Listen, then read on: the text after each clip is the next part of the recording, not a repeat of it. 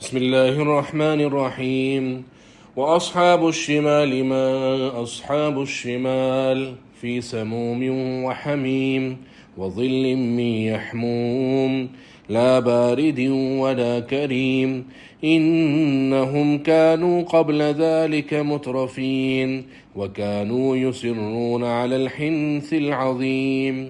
تین گروہوں کا تذکرہ سورہ واقعہ کے اندر تھا، ایک السابقون کا، اور وہ کس نعمتوں کے اندر کس جنات میں ہوں گے اور کیا جنتیں ان کے استقبال میں ہیں اس کا تذکرہ ہوا۔ پھر اصحاب الیمین کا ذکر ہوا، سیدھے ہاتھ والے کون ہیں اور ان کو کیا نعمتیں دی جائیں گی اس کا تذکرہ ہوا۔ یہ دونوں ایک ہی کیٹیگری کے لوگ ہیں، یعنی دیندار ہیں، اور بس فرق یہ ہے کہ ان کا طبقات میں فرق ہے۔ ایک جو ہے وہ وی آئی پی ہیں جو السابقون الاولون ہیں، اور دوسرے اس کے مقابلے میں کم ہیں۔ یہ تیسرے ہیں اور یہ ایک ہی گروہ ہے، اور وہ ہیں الٹے ہاتھ والے، وہ اصحاب الشمال۔ الٹے ہاتھ والے کا مطلب یہ ہے کہ جن کو اعمال نامہ قیامت کے دن الٹے ہاتھ میں دیا جائے گا، اور ان کے بارے میں کیا ہے اور یہ کیا گناہ کیا کرتے تھے اس کا تذکرہ آج ہے۔ وَأَصْحَابُ الشِّمَالِ مَا أَصْحَابُ الشِّمَالِ، اور الٹے ہاتھ والے اور کیا ہی برے ہیں الٹے ہاتھ والے۔ فِي سَمُومٍ وَحَمِيمٍ، قیامت کے دن وہ لوگ آگ کے اندر ہوں گے، وحمیم، اور آگ سے کھولتے ہوئے گرم پانی کے اندر ہوں گے۔ سموم اس آگ کو کہتے ہیں جس کے اندر تیز بھاپ ہو، اس کے اندر سے دھواں زیادہ نکل رہا ہو، اس آگ کی تپش اور جلن ایسی ہو کہ انسان کی رگ رشوں کو اور جسم کی انتریوں کو جلا دے۔ ایسی آگ جو انتہائی تیز دھوپ، جس کے اندر بھاپ بہت زیادہ ہو، جس سے گرمی کی شدت اور تپش بہت زیادہ ہو، جو جلانے کے لیے کافی ہو، دھواں اس کا تیز ہو، اس آگ کو سموم کہتے ہیں کہ یہ الٹے ہاتھ والے قیامت کے دن فی سموم، اس قسم کی آگ میں ہوں گے۔ وحمیم، اور آگ سے کھولتے ہوئے گرم پانی کے اندر ہوں گے، جس کے بارے کے اندر سورہ دخان کے اندر اللہ کا ارشاد ہے کغلی الحمیم، وہ ایسی کھولتے ہوئے گرم پانی میں ہوں گے جو جوش مارتی ہوئی ہوگی، ایسی آگ کے اندر وہ لوگ ہوں گے۔ وَظِلٍّ مِّن يَحْمُومٍ، اور سیاہ دھوئیں کے سائے کے اندر ہوں گے، یعنی وہ دھواں کہ جو کالا ہے، سیاہ ہے، اس کے سائے کے اندر یہ لوگ الٹے ہاتھ والے ہوں گے۔ لا بارد ولا کریم، جو سایہ نہ ٹھنڈا ہوگا اور نہ ہی فرحت بخش ہوگا۔ یعنی سائے سے ایک تو انسان کو جسمانی نفع ہوتا ہے کہ راحت ملتی ہے، ٹھنڈک ملتی ہے، اور ایک روحانی نفع ہے کہ انسان کو لذت اور فرحت اور لطف ملتا ہے۔ وہاں پر ان الٹے ہاتھ والوں کے لیے نہ جسمانی نفع کا کوئی انتظام ہے کہ ان کو راحت اور ٹھنڈک مل جائے، اور نہ ہی دوسرے نفع کا انتظام ہے جسے روحانی کہتے ہیں کہ انسان کو لطف اور فرحت ملے۔ وہاں دونوں نہیں ہوں گے، اور صرف دھواں ہے، اور دھواں بھی وہ میں یحموم کہا کہ یعنی سیاہ دھواں، کالا دھواں، اور ذل اس کے سائے کے اندر یہ لوگ ہوں گے۔ لا بارد ولا کریم، کہ جو نہ ٹھنڈا ہوگا اور نہ فرحت اور لطف بخشنے والا ہوگا۔ ایسا کیوں ہے؟ ان کا کیا قصور تھا؟ اللہ فرما رہے انہم کانوا قبل ذلک مترفین، وہ لوگ دنیا کے اندر اس سے پہلے خوشحال تھے، دنیا کے اندر نعمتیں اللہ کی ملی ہوئی تھی، لیکن ان نعمتوں کو حاصل کر کے اللہ کے خلاف ہو گئے تھے، اللہ کی نعمتیں کھا کر اللہ ہی کے خلاف ہو گئے تھے۔ اللہ کی سب سے بڑی جو بغاوت ہے وہ اللہ کی نافرمانی ہے۔ کوئی مسلمان نافرمانی کرے یہ اللہ کے خلاف سب سے بڑی بغاوت ہے، کہ گویا وہ اللہ کی نعمتیں کھا کر اللہ کے خلاف بغاوت پر اتر آیا۔ جبھی ایک شخص نے بزرگ سے کہا کہ مجھے کوئی اس قسم کی گناہ کرنے کی اجازت مل جائے، تو بزرگ نے جواب دیا کہ ٹھیک ہے، لیکن آج سے اللہ کا کھانا کھانا، اللہ کا پانی پینا چھوڑ دو، اللہ کی نعمتیں جو تم کو میسر ہیں اس کا استعمال کرنا چھوڑ دو۔ قیامت کے دن کہہ سکو گے کہ میں نے نہ آپ کا کچھ کھایا ہے نہ میں نے آپ کا کچھ پیا ہے، تو جب نہ کھایا ہے نہ پیا ہے تو بس میں نے آپ کے خلاف بھی کیا، کوئی مسئلہ نہیں۔ بولا یہ تو نہیں ہو سکتا۔ تو پھر اس نے سورہ رحمان کی وہ آیت تلاوت کری بزرگ نے کہ پھر ایسا کرو، یا معشر الجن والانس ان استطعتم ان تنفذوا من اقطار السماوات والارض، اللہ کی زمین میں رہ کر اللہ کے خلاف ہو تو ایسا کرو آسمان اور زمین سے نکل جاؤ۔ جب اللہ کی ملکیت والی جگہ میں ہوگے ہی نہیں تو بس ٹھیک ہے، پھر کہہ سکو گے کہ جب ہم آپ کی جگہ میں تھے ہی نہیں تو پھر ہم آپ کی بات کیوں مانتے؟ لیکن قرآن نے بھی اس کا صاف جواب دیا، لا تنفذون الا بسلطان، کہ اللہ کی بادشاہت سے کہاں نکل سکتے۔ تو یہ لوگ وہ تھے جو دنیا کی نعمتوں میں پڑھ کر اللہ ہی کے خلاف ہو گئے تھے، دنیا کے اندر بڑے خوشحال تھے، بڑے ترقی یافتہ تھے، بڑے مالدار تھے، لیکن اللہ کے باغی تھے۔ انہم کانوا قبل ذلک مترفین، یہ لوگ دنیا کے اندر بڑے خوشحال تھے۔ جبھی امام سیوطی رحمہ اللہ جامع الصغیر کے اندر ایک حدیث لائے، حدیث قدسی، اور ترغیب و ترہیب کے اندر امام منذری رحمہ اللہ نے بھی حدیث نقل کی ہے کہ اللہ تعالیٰ فرماتے وعزتی وجلالی، میری عزت اور میری جلال کی قسم، لا اجمع علی عبد امنین ولا خوفین، میں ہرگز کسی بندے کے اوپر نہ دو امن جمع کروں گا نہ دو خوف جمع کروں گا۔ فَإِذَا أَمِنْتُ فِي الدُّنْيَا أَخَفْتُهُ يَوْمَ الْقِيَامَةِ، اگر دنیا کے اندر وہ امن سے رہا، دنیا کے اندر امن سے رہا، نہ حلال کی فکر، نہ حرام کی فکر، نہ اللہ کی حدود و قیود کی فکر، نہ شریعت کی نے جو شریعت نے محرمات اور حرام چیزیں بتائیں اس کی فکر، بلکہ خوب امن سے زندگی گزار رہا ہے، اللہ فرما رہے ہیں جب دنیا کے اندر امن میں ہے، آخرت کے اندر خوف کے اندر مبتلا ہوگا۔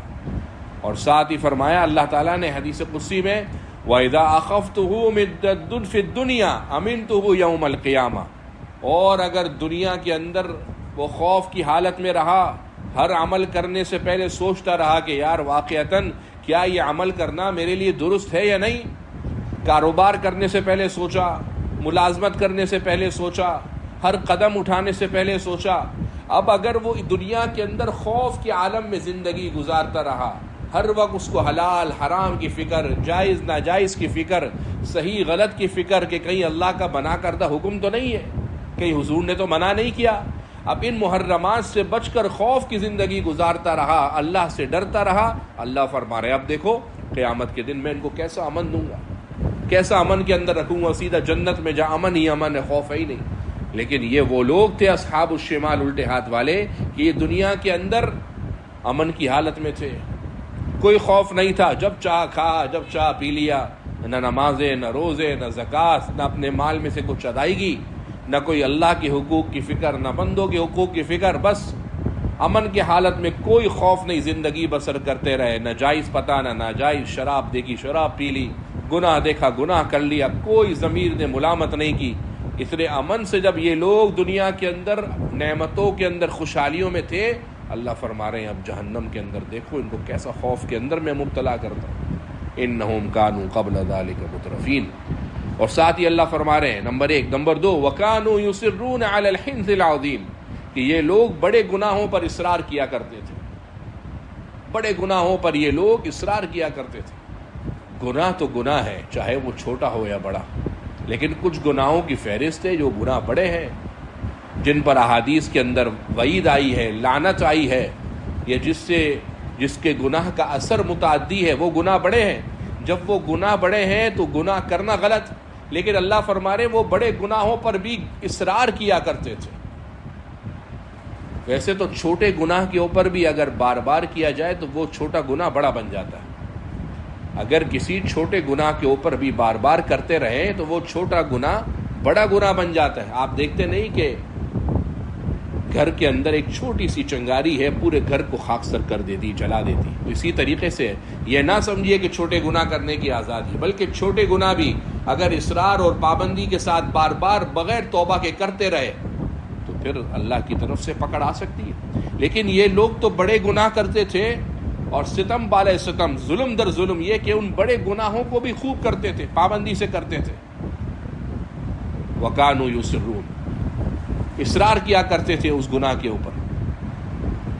لہذا گناہوں کے اوپر گناہ کرتے ہوئے مسلمان اللہ کے جلال اور اس کی عظمت کو سوچے، گناہ نہ کرے، اور گناہ ہو جائے تو توبہ کر لے۔ حدیث شریف میں التائب من الذنب کمن لا ذنب لہ، گناہ سے توبہ کرنے والا ایسا گناہ ہے ہی نہیں۔ لیکن گناہ بڑے کرے، نماز چھوڑ رہا ہے، اور ایک دفعہ نماز چھوٹ گئی، چلو کوئی غلطی ہے، کوئی انسان ہے، سمجھ میں آئے، لیکن وہ مستقل گناہ چھوڑ رہا ہے، مستقل نماز چھوڑ رہا ہے، مستقل گناہ کر رہا ہے، یہ ہے اصرار۔ گناہ کو بار بار کرنا یہ ناجائز ہے، یہ اور بڑا گناہ ہے، اور بڑا گناہ ہے اصرار۔ تو یہ لوگ دنیا کے اندر بڑے خوشحال تھے، امن سے رہتے تھے. اللہ فرما رہے ہیں اب ان کو خوف کے اندر مبتلا کر دوں گا. اور دوسرا یہ کہ بڑے گناہوں پر اصرار کیا کرتے تھے.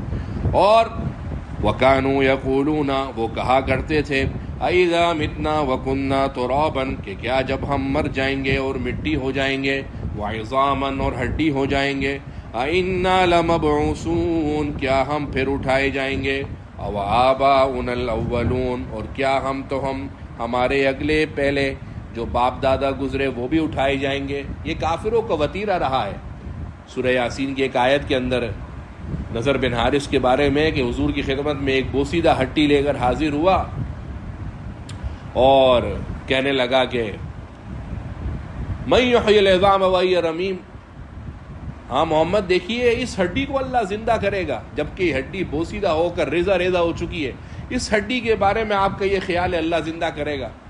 تو اللہ کی طرف سے جواب آیا، ہاں یحییھا الذی انشأ اول مرہ، جب تو پہلے تم کچھ نہ تھے، جب اللہ نے تم کو زندگی دے دی تو اب تو ہڈی تو کم سے کم ہے، اللہ اس کو بھی زندہ کر دے گا. وَهُوَ بِكُلِّ خَلْقٍ عَلِيمٌ، اللہ ہر قسم کی خلقت کو جانتا ہے.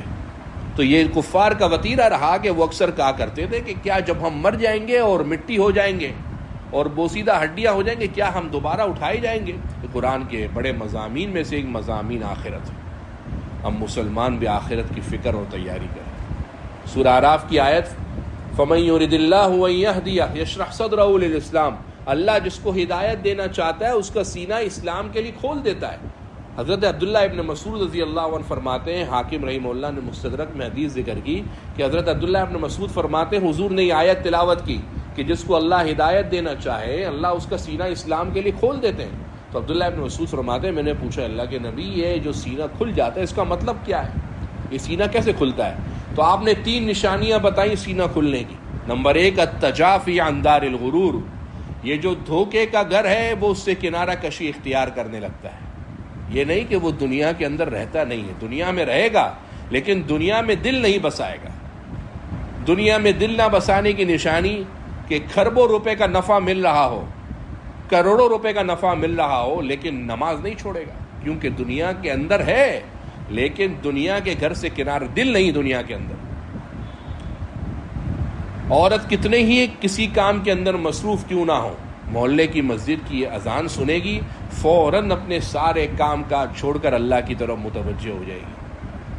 کہ سب سے قیمتی عمل حضور نے فرمایا کہ وقت پر نماز پڑھنا ہے. اذان ہو گئی بس اب نماز ہے، اس کے علاوہ کچھ نہیں. لیکن ہمارے یہاں یہ ہوتا ہے کہ سب کام سے فارغ ہو جائیں گے پھر نماز پڑھیں گے. انتہائی غلط بات ہے. ہونا یہ چاہیے کہ سب کام چھوڑ چھاڑ کر نماز پڑھیں گے. جب سب کام چھوڑ چھاڑ کر اللہ کے سامنے اپنا سر رکھیں گے تو پھر دیکھیے کیسا مزہ اس سجدے کے اندر آتا ہے. اور سارے کام کر کے فارغ ہو کر آخری وقت کے اندر اٹھک بیٹھک نماز کی صورت میں کریں گے تو یہ نماز صرف فرض اتار دے گی، آپ کے سر سے بوجھ اتار دے گی، لیکن اس نماز کی جو اثر اور تاثیر ہے وہ نہیں ملے گی. کیونکہ اصل وقت آپ نے چھوڑ دیا، آپ نے پہلے سارے کام کیے پھر اللہ کی طرف متوجہ ہوئے. نہیں، جب آواز لگانے والے نے آواز لگا دی کہ نماز پڑھو کامیابی کی طرف آ جاؤ تو پھر اب کوئی حق نہیں ہے کہ بندہ کسی اور کام کے اندر مشغول ہو جائے. دھوکے کے گھر سے وہ راہ کنارہ کشی اختیار کرے گا. التجافی عن دار، ایسا ہے جیسے کشتی چلتی ہے پانی کے اندر تو کشتی پانی کے اوپر چل رہی ہے لیکن یہی پانی کشتی کے اندر آ جائے. اسی طریقے سے مسلمان اس دنیا کے اندر چلے گا، اس دنیا میں رہے گا، اس دنیا میں زندگی گزارے گا، لیکن اس دنیا کو دل میں نہیں آنے دے گا. اس دنیا کو دل کے اندر نہیں آنے دے گا. دنیا کو دل کے اندر ایسا بسنے دے کہ اللہ کے احکامات سے منہ موڑ دے. مسلمان کا یہ کام نہیں ہے. حضور نے فرمایا التجافی عن دار الغرور، اس دھوکے کے گھر سے کنارہ کشی اختیار کرے گا. اور ساتھ ہی فرمایا والاناب الی دار الخلود، ہمیشہ کا گھر یعنی آخرت اس کی طرف رجوع کرے گا. اس کے اعمال، حرکات و سکنات، اس کی زندگی اور اس کا لائف اسٹائل ایسا لگے گا کہ وہ اللہ کی طرف، آخرت کی طرف رجوع کر رہا ہے. اس کے اعمال بتائیں گے، اس کی نیکیاں بتائیں گی. اور تیسری بات فرمائی کہ والاستعداد للموت قبل النزول، کہ مرنے سے پہلے مرنے کی تیاری کرے گا، مرنے سے پہلے مرنے کی تیاری کرے گا. یہ ہے کہ وہ بندہ اللہ تعالیٰ اس قسم کے بندے کا سینہ پھر اسلام کے لیے کھول دیتے. تو بات یہ چل رہی تھی کہ آخرت کے گھر کی طرف توجہ نہیں ہوتی تو وہ کافر کی نہیں ہوتی. تو وہ کیا سمجھتا ہے کہ بس جو کچھ یہ دنیا ہے 50 سال کی 60 سال کی 40 سال کی، وہ اس دنیا کو ہی اصل زندگی سمجھتا ہے. حالانکہ اس دنیا کی مثال آپ سمجھ لیجیے آخرت کے مقابلے میں ایسی ہے کہ قیامت کے دن بندہ کہے گا کأنہم یوم یرونہا لم یلبسوا الا عشیۃ او ضحیٰ، کہ ہم تو دنیا کے اندر صرف ایک شام کا وقت رہے ہیں. شام کا وقت کتنا ہے؟ گھنٹہ 1.5 گھنٹہ. آخرت کی غیر متناہی زندگی کے مقابلے میں جب دنیا کو دیکھے گا تو کیا سمجھے گا کہ ہم تو 1 گھنٹے کی زندگی گزار کر آ گئے. یہ ہے کافر جو پوری دنیا کی زندگی کو اصل سمجھتا ہے، اور مسلمان دنیا کی زندگی کو اثاثہ اور جمع پونجی سمجھتا ہے کہ اس کے اندر مجھے نیکیوں کی، عبادات کی سرمایہ کاری کرنی ہے، اللہ کے اور اس کے بندوں کے حقوق ادا کرنے اور آخرت کی طرف متوجہ ہونا ہے. جبھی انبیاء کرام علیہ السلام کی دعاؤں میں ایک دعا یہ بھی ہے ربنا آتنا فی الدنیا حسنہ وفی الآخرۃ حسنہ، اے اللہ دنیا بھی اچھی کر دے آخرت بھی اچھی کر دے. دنیا بھی اچھی آخرت بھی اچھی، کیا ہی کہنے. اسی طریقے سے ایک اور دعا اللہ کے نبی صلی اللہ علیہ وسلم کی، اللہم اصلح لی دینی الذی هو عصمۃ امری، اللہ میرا دین بھی ٹھیک کر دے. واصلح لی دنیای التی فیہا معاشی، اللہ دنیا میں بھی مجھے رہنا ہے، میری دنیا بھی ٹھیک کر دے. تو دنیا تو صرف سرمایہ کاری کی جگہ ہے، نظر مسلمان کی آخرت پر ہے. اور کافروں کی نظر آخرت پر نہیں، وہ صرف دنیا دنیا و دنیا ہی سمجھتے. تو کہتے ہیں اذا متنا، کیا جب ہم مر جائیں گے، وکنا ترابا، اور ہم مٹی ہو جائیں گے، وعظاما، اور ہڈیاں، انا لمبعوثون وآباؤنا الاولون، تو کیا اس کے بعد ہم دوبارہ زندہ کیے جائیں گے اور ہمارے آباء و اجداد بھی کیا دوبارہ زندہ کیے جائیں گے. قل اے نبی آپ کہہ دیجئے ان الاولین والآخرین، سب اگلے اور پچھلے جمع کیے جائیں گے. لمجموعون الی میقات یوم معلوم، ان کو جمع کیا جائے گا ایک معین وقت پر، ایک معین دن کے اندر مقررہ وقت پر. اگلے پچھلے حضرت آدم سے لے کر آخری آنے والے حضور کی امتی تک سب کو قیامت کے دن جمع کیا جائے گا، اور پھر ان سے پوچھا جائے گا ہاں کیا اعمال ہیں، اور ان اعمال کا پھر پورا پورا بدلہ ہے. فمن یعمل مثقال ذرہ، ذرہ برابر بھی خیر ہے یرا، دیکھے گا کہ بھئی یہ ذرہ برابر خیر کی مل گئی. ومن یعمل مثقال ذرۃ شرا، اور کسی نے اگر ذرہ برابر برا کیا یرا، قیامت کے دن وہ بھی دیکھ لے گا. پھر اب ان الٹے ہاتھ والوں کو مخاطب کر کے اللہ فرما رہے ثم انکم ایھا الضالون المکذبون، کہ پھر اے گمراہ ہو، اے اللہ کو جھٹلانے والو، تم کو جہنم میں جا کر لاکلون من شجر من زقوم، کھانا ہوگا زقوم درخت میں سے. یہ زقوم تہامہ عرب کا ایک قبیلہ ہے، تہامہ وہاں کے درختوں کے اندر اگتا ہے، انتہائی کڑوا ہے، دیکھنے میں بھی اچھا نہیں اور ذائقے کے اندر بھی انتہائی کڑوا ہے. کیا وہی زقوم درخت جہنم میں ہوگا؟ تو مفسرین فرماتے ہیں جس طرح جہنم کے اندر قبر میں سانپ بچھو ہیں، لیکن وہ دنیا کے سانپ بچھوؤں کی طرح نہیں ہے. اسی طریقے سے جو جہنم کا زقوم درخت ہے، یہی جہنم کا زقوم درخت دنیا والا نہیں ہے. جو شکل تو دنیا والی ہے، لیکن اس کی کڑواہٹ اور اس کے اور غلط چیزیں ہونا وہ جہنم کے اندر جا کر مزید بڑھ جاتی ہے. تو اور درخت کے بارے میں اللہ نے نہیں کہا، اور بھی کڑوے درخت ہیں کہ اللہ فرماتے ہیں کہ یہ ان کو کھلایا جائے گا گنہگاروں کو، کافروں کو. لیکن اللہ نے زقوم درخت کے بارے میں کیوں کہا؟ وہ اس لیے کہ کافر زقوم درخت کا مذاق اڑایا کرتے تھے اور کہتے تھے اچھا جہنم کے اندر زقوم درخت ہے، تو یہ کیسا جہنم میں زقوم درخت ہے؟ کیونکہ جہنم کے اندر تو آگ ہے اور درخت تو لکڑی ہے، تو آگ تو لکڑی کو جلا دے گی. تو یہ کیسے سمجھ میں آتی؟ یہ کون سا دین ہے جس کے اندر یہ بتایا جا رہا ہے کہ آگ کے اندر ہی لکڑی اگے گی اور اس کو ہم کھائیں گے؟ تو اللہ نے فرمایا انا جعلناها فتنة للظالمین، سورہ صافات میں، یہ درخت ہم نے ان گنہگاروں کے لیے بطور آزمائش بنایا کہ دیکھیں مانتے ہیں یا نہیں مانتے. ان بے وقوفوں کو کیا پتا اللہ ہر چیز پر قادر ہے. یہ تو دنیا کی چیزوں پر قیاس کر رہے ہیں کہ جہنم کے آگ ہے، آگ کے اندر لکڑی کیسے اگے گی. اور پھر اللہ نے فرمایا سورہ صافات انہا شجرۃ تخلد فی اصل الجحیم، یہ تو واقعتاً ایسا درخت ہے جو جہنم کی جڑوں میں اگتا ہے. طلعها کانہ رؤوس الشیاطین، اور اس کے خوشے ایسے ہیں، اس کی چوٹی ایسی ہے جیسے سانپوں کے پھن. فإنہم لاکلون منہا، ایسا کھائیں گے تو کھانے کو کچھ نہیں ملے گا. فمالئون منہ البطون، اس سے پیٹ بھریں گے. یہاں پر بھی اللہ فرما رہے ہیں کافرو، اے بھٹکے ہوئے لوگوں، اللہ کو جھٹلانے والوں، پھر تم لوگ زقوم درخت جہنم میں کھاؤ گے اور کھانے کو کچھ ملے گا نہیں. تو کھانے کو کچھ بھی ملے گا پھر غنیمت سمجھیں گے. فمالئون منہ البطون، پھر اس سے اپنا پیٹ بھرو گے. فشاربون علیہ من الحمیم، اب کھانے کے بعد پانی تو پینا ہے، تو پھر پیو گے اس کے اوپر آگ سے کھولتا ہوا پانی، جیسے کہ پیچھے ابھی ذکر کیا کہ ان کو آگ سے کھولتا ہوا پانی ملے گا جسے حمیم کہتے ہیں. فشاربون شرب الہیم، جہنم کی آگ، تپش اور گرمی، اس کے بعد زقوم درخت کا کھانا، پھر اس کی کڑواہٹ اور پھر اس سے پیٹ کا بھر جانا اور اس پر پانی کا پینا گرم کھولتا ہوا. تو ایسے پئیں گے، اللہ فرماتے ہیں جیسے پیاسا اونٹ پانی پیتا ہے. اونٹ کے پانی پینے کی صلاحیت دوسرے جانوروں کے مقابلے میں بہت زیادہ ہے. تو اللہ فرماتے ہیں کہ ایسے یہ لوگ پانی پئیں گے جیسے اونٹ پیتا ہے، وہ بھی پیاسا.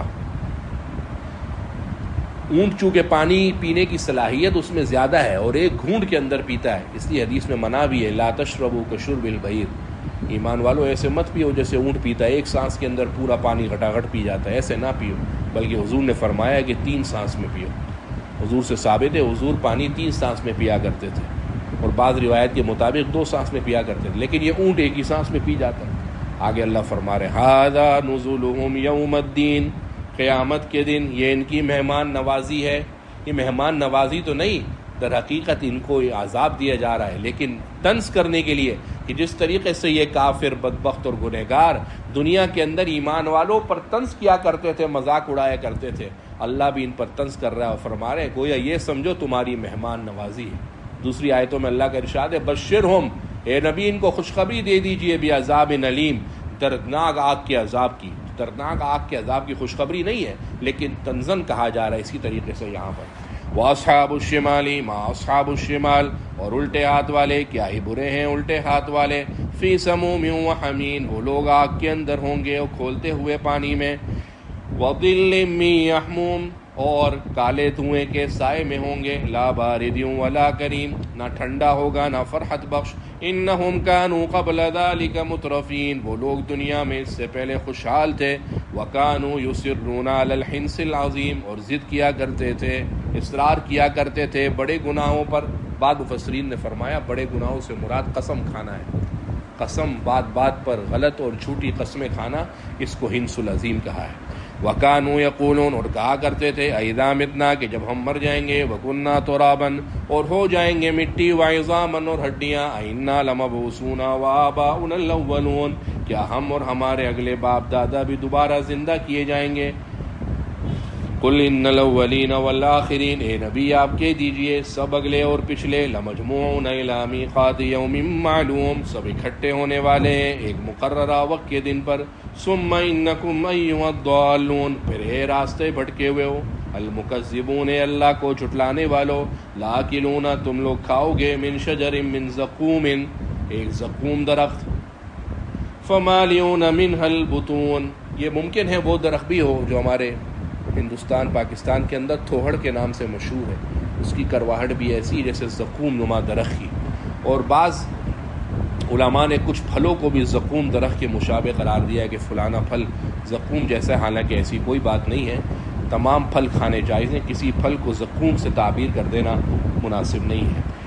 فَمَالِئُونَ مِنْهَا الْبُطُونَ، پھر بھرنے والے ہوگے اس سے پیٹ. فَشَارِبُونَ عَلَيْهِ مِنَ الْحَمِيمِ، پھر پیو گے اس پر ایک جلتا ہوا پانی. فَشَارِبُونَ شُرْبَ الْهِيمِ، ایسے پیو گے جیسے پیاسا اونٹ پیتا ہے.